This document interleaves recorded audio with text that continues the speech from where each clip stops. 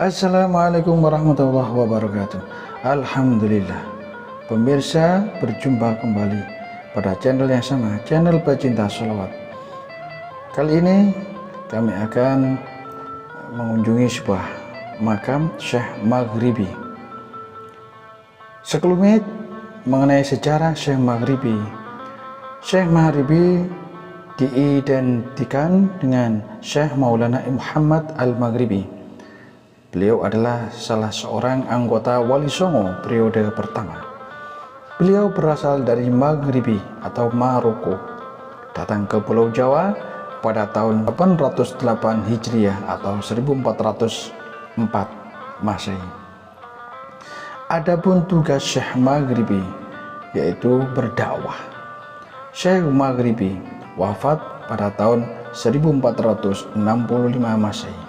Syekh Maulana Ishaq Al-Maghribi merupakan salah satu putra Syekh Jumadil Kubra yang mengemban misi dakwah menyebarkan agama Islam di wilayah timur seperti Campa, Sumatera, Jawa, dan wilayah sekitarnya. Berdasarkan babat sejarah Kerajaan Demak, Syekh Maulana Maghribi adalah pemeluk agama Islam dari Jazirah Arab. Beliau adalah ulama yang memiliki ilmu yang sangat tinggi. Sebelum sampai tanah Demak, beliau singgah di Pasai. Sebuah riwayat, beliau juga mengatakan bahwa Syekh Maulana Ishaq Al-Maghribi merupakan keturunan Rasulullah Sallallahu Alaihi Wasallam dan masuk golongan waliullah di Jawa. Sementara makam di Tuban, banyak penduduk yang mempercayai waliullah tersebut dimakamkan di lingkungan Dondong, Kelurahan Gendong Ombok, Kecamatan Semanding, Kabupaten Tuban. Setiap tahun warga setempat menggelar haul peringatan berupa pengajian dan pegelaran wayang kulit. Syekh Maulana Ishaq Al-Maghribi tiba di tanah Jawa bersamaan dengan gejolak di kerajaan Majapahit. Beliau datang dengan tujuan untuk mengislamkan orang Jawa. Momen tersebut terjadi pada pasca runtuhnya kerajaan Majapahit. Kemudian berdiri kerajaan Demak dengan dukungan para wali. Syekh Maulana Ishaq Al-Maghribi merupakan putra Syekh Jumadil Kubra bersama ayah dan dua saudaranya. Beliau mengemban misi dakwah di tanah Jawa pada gelombang pertama. Gelombang tersebut bertujuan untuk mengetahui kondisi Pulau Jawa pada saat itu. Kesulitan demi kesulitan dialami oleh 4 ulama tersebut termasuk Syekh Maulana Ishaq. Pada waktu itu Jawa masih angker. Juru kunci makam Syekh Maulana Ishaq Al-Maghribi bercerita, yang berada di kawasan Atas Angin, Kelurahan Gedung Ombo, Kecamatan Semanding, Kabupaten Tuban. Lantas 4 pendakwa dari Timur Tengah tersebut kembali ke Turki melaporkan temuannya kepada Sultan Muhammad I, dan temuan di Pulau Jawa kemudian disusun kekuatan dakwah yang terdiri dari 9 ulama, yaitu Maulana Malik Ibrahim, Maulana Ishaq, Maulana Jumadil Kubra, Maulana Ahmad bin Al-Maghribi, Maulana Malik Israel, Maulana Muhammad Ali Akbar, Maulana Hasanuddin, Maulana Alayuddin, dan Syekh Subakir. 9 ulama tersebut ke tanah Jawa dengan mengemban misi dakwah dengan masa bakti 100 tahun. Apabila pindah atau meninggal harus segera dicari pengganti. Kedatangan ulama gelombang kedua yang terdiri dari 9 ulama yang dipimpin oleh Maulana Malik Ibrahim menyebar ke wilayah Pulau Jawa. Berdakwah ke timur, para wali membagi tugas dengan beberapa wilayah penyebaran agama Islam. Tugas utama dari Syekh Maulana Ishaq Al-Maghribi adalah ke bagian timur di daerah Belambangan. Beberapa saat kemudian Syekh Maulana Maghribi menikahi dengan putri Adipati Belambangan. Namun pernikahan tersebut hanya seumur jagung.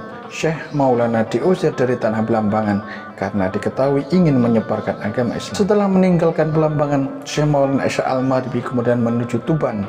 Di kota tersebut, Syekh Maulana Ishaq Al-Maghribi ke tempat saudaranya yang sama-sama dari Pasai, yaitu Syekh Asmara Kondi. Lantas, beliau memilih daerah Semanding sebagai sasaran dakwah di Tuban. Dari kota Tuban, Syekh Maulana Ishaq Al-Maghribi kemudian melanjutkan pengembaraan ke Mancingan. Ketika menyebarkan agama Islam di Mancingan, sebenarnya Syekh Maulana telah memiliki putra bernama Joko Tarub dari istri bernama Rasa Wulan. adik dari Sunan Kalijogo. Tak kala ditinggal pergi ayahnya, Jaka Tarub masih bayi. Sebelum Syekh Maulana Maghribi sampai di Mancingan, di sana sudah menetap seorang pemuka agama Buddha yang pandai bernama Salaining. Kediaman pendeta tersebut sebelah timur Parangwedang, tempat pemujaan pendeta dan para muridnya, yaitu di candi yang berdiri di atas Gunung Sentono. Ketika menghadapi biksu tersebut, mula-mula Syekh Maulana menyamar sebagai murid Salaining. Dalam kehidupan keseharian, Syekh Maulana kadang-kadang memperhatikan kelebihan pada waktu masyarakat setempat. Lama-kelamaan biksu Salaining mendengar kelebihan yang dimiliki oleh Syekh Maulana Maghribi. Akhirnya Salaining memanggil Syekh Maulana Maghribi untuk ditanya dan siapa sebenarnya dirinya. Kesempatan itu dimanfaatkan oleh Syekh Maulana Al-Maghribi menyampaikan kepada biksu Salaining tentang ilmu agama yang sebenarnya. Kedua orang tersebut kemudian saling berdebat ilmu. Akan tetapi Salaining tidak menandingi ilmu Syekh Maulana Maghribi. Sejak saat itu Kiai Salaining ganti berguru kepada Syekh Maulana. Kiai Salaining masuk agama Islam. Pada waktu itu di padepokan Kiai Salaining sudah ada dua orang putra pelarian dari kerajaan Majapahit, yaitu Raden Dandun dan Raden Dander. Kedua Raden itu putra dari Raja Brawijaya V. Kedua putra mahkota itu akhirnya masuk Islam. Karena Kiai Salaining sudah masuk Islam, lantas putra mahkota itu berganti nama menjadi Syekh Bela Belu dan Kiai Gagang Dami Aking. Meski telah mengislamkan Kiai Salaining dan dua orang muridnya, Syekh Maulana tidak segera meninggalkan Mancingan. Beliau kemudian membuat padepokan di Gunung Sentono dekat candi. Tujuannya untuk mengurangi pemujaan di candi.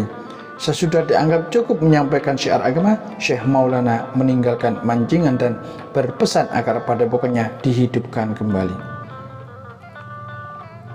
Demikian pemirsa sekelumit sejarah mengenai Syekh Maulana Ishaq Al-Maghribi. Semoga ada guna manfaatnya. Assalamualaikum warahmatullahi wabarakatuh.